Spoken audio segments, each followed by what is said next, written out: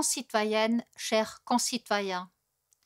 Le 15 mai, nous voterons sur la participation de la Suisse au développement de Frontex.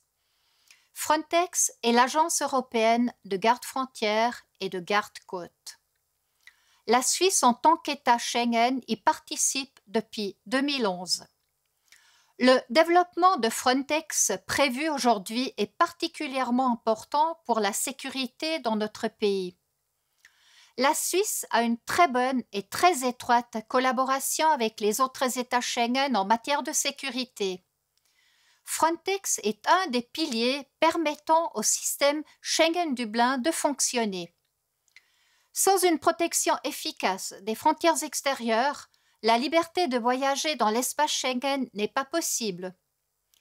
Frontex joue ici un rôle essentiel, comme on le voit aujourd'hui avec la guerre en Ukraine.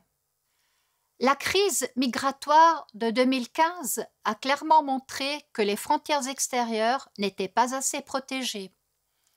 L'Union européenne a donc décidé de mieux doter Frontex en moyens financiers et en personnel.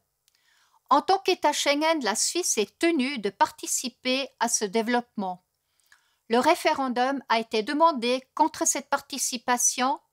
Concrètement, la Suisse mettra progressivement plus de personnel à disposition de l'agence, jusqu'à 40 personnes en 2027.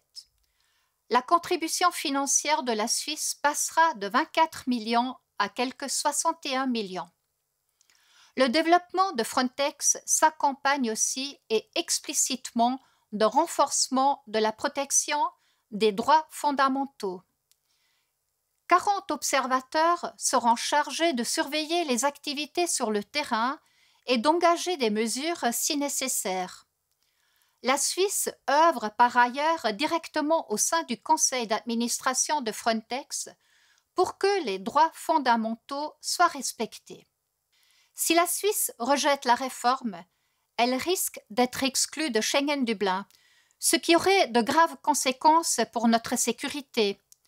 Les autorités n'auraient par exemple plus accès au système d'information Schengen, qui est le principal système de recherche européen. Nos autorités de sécurité seraient alors pour ainsi dire aveugles. Un non aurait encore d'autres conséquences. La Suisse serait obligée de réexaminer des demandes d'asile déjà rejetées par un autre pays en Europe. Il y aurait donc de nouveau davantage de demandes d'asile. Il y aurait également de nouveau des contrôles aux frontières avec les États voisins. Et le tourisme aussi souffrirait. Un non à Frontex aurait des conséquences négatives pour la sécurité en Suisse et entraînerait des coûts élevés pour notre économie. Pour toutes ces raisons, le Conseil fédéral et le Parlement recommandent d'accepter le projet.